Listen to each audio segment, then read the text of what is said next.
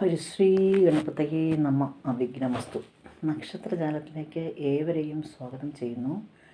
നമ്മളിപ്പോൾ പറഞ്ഞുകൊണ്ടിരിക്കുന്നത് 2027 27 നാളുകൾക്കും സംഭവിക്കുന്ന രാശിമാറ്റങ്ങളാണ്. ഉത്രം നക്ഷത്രത്തെക്കുറിച്ച് പറയുന്നതിന് മുന്നൊരു കാര്യം പറയട്ടെ. ആദ്യമായിട്ട് ചാനൽ കാണുന്നവരുണ്ടെങ്കിലും സബ്സ്ക്രൈബ് ചെയ്യാത്തവരുണ്ടെങ്കിലും ഒന്ന് സബ്സ്ക്രൈബ് ചെയ്യുക. തൊട്ടടുത്ത് ബെല്ലിൻ്റെ ആകൃതിയിലൊരു ചിത്രമുണ്ടാകും. അതൊന്ന് തൊട്ട് കഴിഞ്ഞാൽ 3 ഓപ്ഷൻ വരും.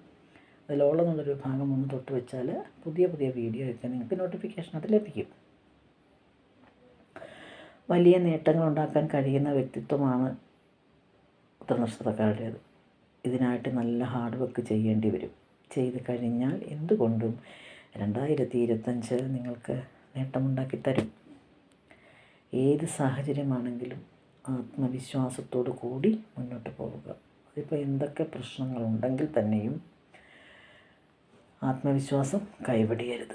ധാരാളം എതിർപ്പുകളെ നേരിടേണ്ടി വരുന്ന ഒരു സാഹചര്യങ്ങളും ഉണ്ടാകും ചിലപ്പോൾ. അപ്പോഴൊന്നും പതറരുത്.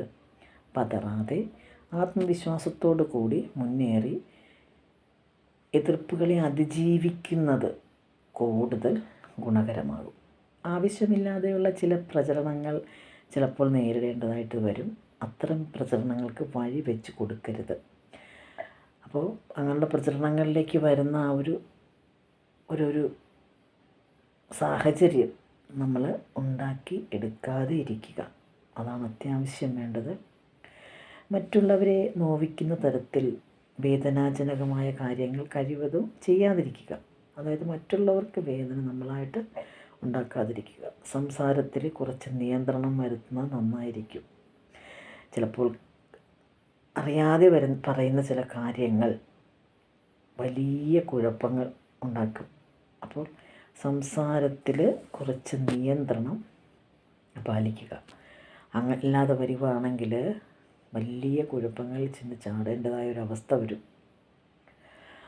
അപ്പോൾ നിങ്ങളെ സംബന്ധിച്ച് അതൊരു വലിയൊരു ബുദ്ധിമുട്ടായിട്ട് മാറും ഈ 2025. അതുകൊണ്ട് തന്നെ രഹസ്യങ്ങൾ രഹസ്യമായി തന്നെ സൂക്ഷിക്കുക. ഇപ്പം നമ്മൾക്കൊരു കാര്യം അറിഞ്ഞു കഴിഞ്ഞാൽ നമുക്ക് വേണ്ടപ്പെട്ട ആരോടെങ്കിലും ഒരാളോട് പറയണമെന്ന് തോന്നും. അപ്പോൾ ഒരു കാരണവശാലും മറ്റുള്ളവരോട് നമ്മളുടെ മനസ്സിൽ അടക്കി വച്ചിരിക്കുന്ന രഹസ്യങ്ങൾ പറയാതെ ഇരിക്കുക. രഹസ്യങ്ങൾ രഹസ്യങ്ങളായി തന്നെ സൂക്ഷിക്കുക. പ്രവർത്തനങ്ങളിൽ ആവശ്യമില്ലാതെ, അതായത് നമ്മൾ ചെയ്യുന്ന പ്രവർത്തനം, നമ്മളുടെ പ്രവൃത്തി മേഖലയിൽ ആവശ്യമില്ലാതെ ഒരു വെപ്രാളം, ഒരു ധൃതി, ഇതൊക്കെ ഉണ്ടാകുന്നൊരു വ്യക്തിത്വമാണ് ചിലർക്കെങ്കിലും. അങ്ങനെ ഉണ്ടെങ്കിൽ കഴിവതും അത് നിയന്ത്രിക്കുക.